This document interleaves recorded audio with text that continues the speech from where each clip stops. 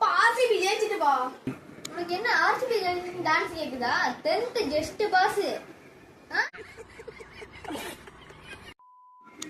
அப்பா என்னப்பா டான்ஸ் ஆடுறது கூட ஒரு தப்பாப்பா? ஒழுங்கா மூட்டு போய் படியில.